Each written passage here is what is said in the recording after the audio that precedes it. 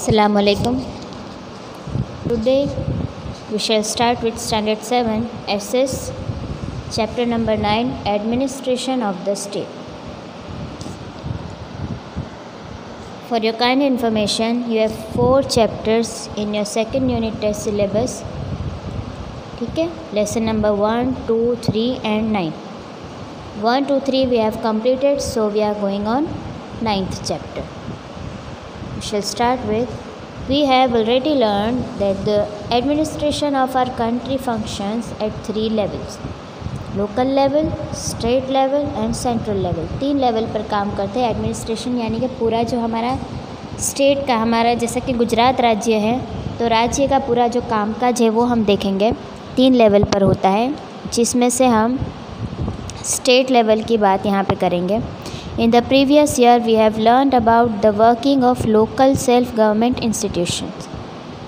Last year आपने local government के बारे में पढ़ा था. In this chapter, we shall learn about how the administration functions at the state level in a democracy. लोकशाही में state level पर किस तरह administration work होता है वो हम देखेंगे. What are the functions of the state government? State government के कामकाज क्या हैं?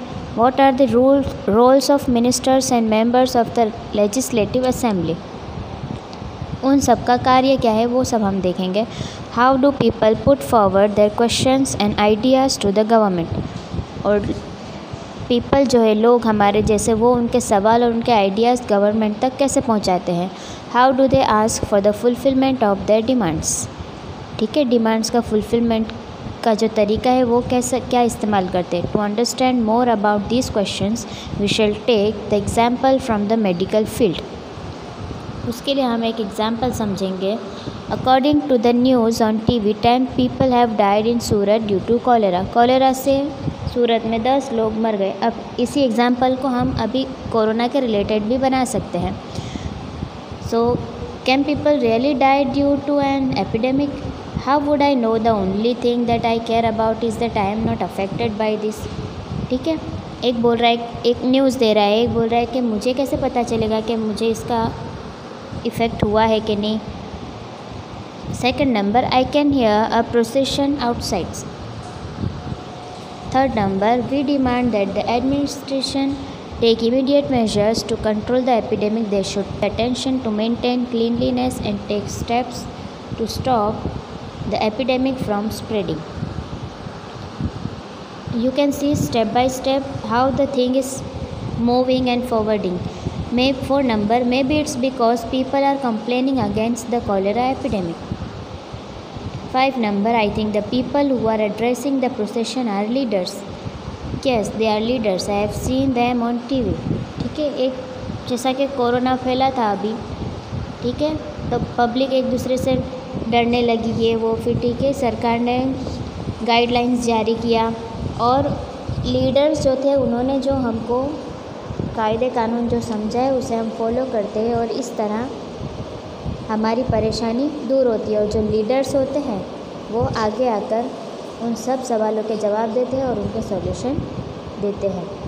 फिर जो रूल्स हो उसे हम फॉलो भी करते हैं और वो कंपलसरी हो जाता है, जैसा कि मास्क पहनना, डिस्टेंसिंग रखना, सैनिटाइज़र का यूज़ करना, ये सारे जो है हमको फिर उसको फॉलो करने पड़ते हैं, जिसे हम रूल्स कहते हैं.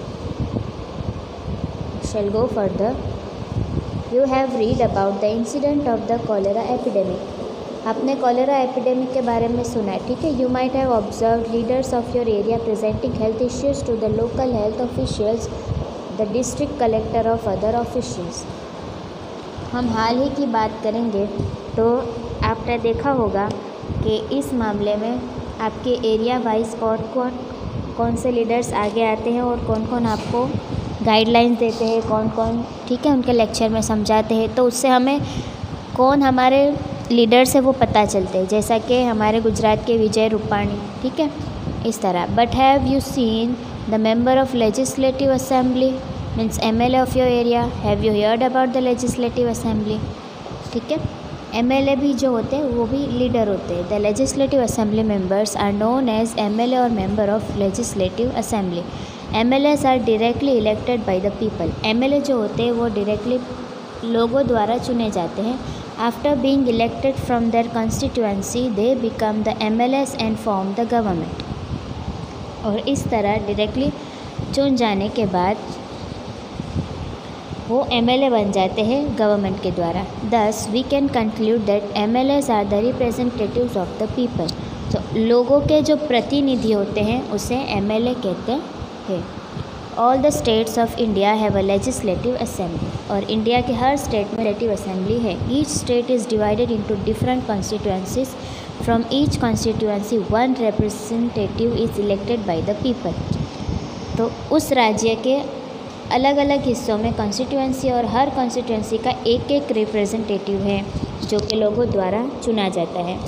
The number of seats in the legislative assembly differs from state to state and is decided on the basis of population. जहाँ की जितनी बस्ती होती है उस हिसाब से वहाँ सीट दी जाती है और ये राज्य स्टेट टू स्टेट चेंज होता रहता है.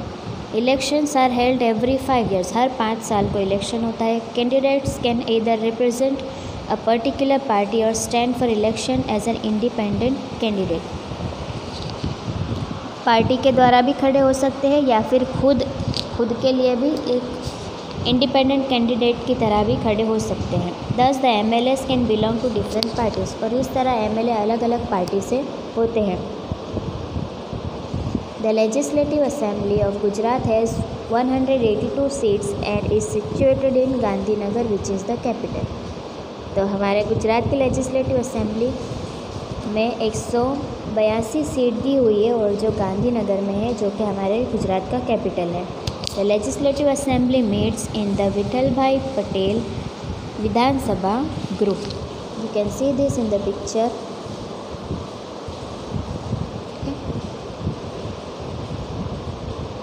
Let us learn about how a minister or the chief minister is selected from among the MLAs. अब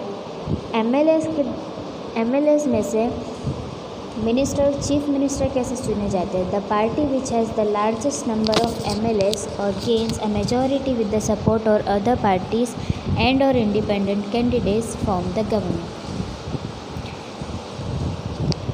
वो पार्टी के जिसके MLA ज़्यादा हो, ठीक है, या फिर उनके पास वोट ज़्यादा हो, इंडिपेंडेंट कैंडिडेट ज़्यादा हो, ये सारा जो होता है a kind of majority wins.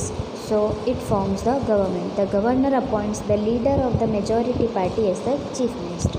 और गवर्नर जो होते हैं मेजॉरिटी पार्टी के जो होते हैं उसे चीफ मिनिस्टर के as a chief minister appoint करते हैं. ही और she is invited to form the council of minister.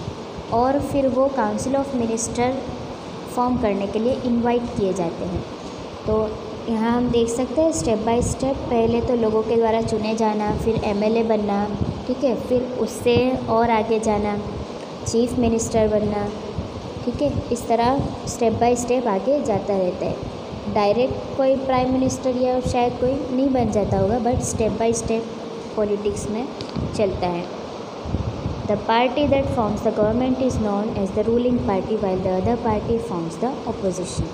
तो जैसे कि हर जगह से अलग अलग पार्टी जो होती है वो इलेक्शन के लिए कैंडिडेट बनते हैं और फिर जिसमें मेजॉरिटी, जिसमें वोट ज़्यादा होता है वो पार्टी जीत जाती है और इस तरह वो पार्टी रूलिंग पार्टी कहलाती है, राज करने वाली पार्टी कहलाती है. और बाकी जो होते हैं वो उसके अपोजिशन बन जाते हैं, यानी कि विरोध party. After elections, the governor appoints the chief minister and the council of ministers who will be collectively responsible for the administration of the state and the functioning of the various ministries. Election के बाद governor जो होते हैं और जो chief minister होते हैं वो काउंसिल ऑफ मिनिस्टर्स जो होते हैं वो एक पूरी कमेटी रचाते हैं कि कौन अब क्या काम करेगा. Each ministry is housed in different office premises. सबकी अपना अलग एरिया होता है. The legislative assembly is the place where all the MLAs belonging to both the ruling party and the opposition assemble for discussions. Many MLAs have dual responsibilities as an MLA and as a minister. कोई MLA और minister दोनों होते हैं और उन्हें सारी duties देखनी पड़ती हैं कि रूलिंग पार्टी और अपोजिशन असेंबल फॉर डिस्कशन, सारे डिस्कशंस में भी उन्हें पार्ट लेना होता है, डिसीजंस लेने होते हैं, राइट। तो वो एमएलए और मिनिस्टर दोनों हो सकते हैं। The other organ of the state government is the executive which comprises of the governor, the chief minister and the council of ministers. The administrative officials who work under the guidance and control of the ministers are also a part of the executive body. जो administrative officials होते हैं, जो काम करते हैं, वो किसके guidance में काम करते हैं? मिनिस्टर्स के अंडर में, ठीक है। तो वो भी एक एग्जीक्यूटिव बॉडी है। The council of minister are called government executives. तो काउंसिल ऑफ मिनिस्टर्स जो होते हैं गवर्नमेंट एग्जीक्यूटिव्स होते हैं, जिससे कि पूरा जो है काम चलता है। While the administrative officials are known as administrative executive. Council of minister है वो गवर्नमेंट एग्जीक्यूटिव है और एडमिनिस्ट्रेटिव ऑफिस एडमिनिस्ट्रेटिव एग्जीक्यूटिव है। नेक्स्ट पार्ट हम दूसरी वीडियो में देखेंगे। यह पार्ट 1 हो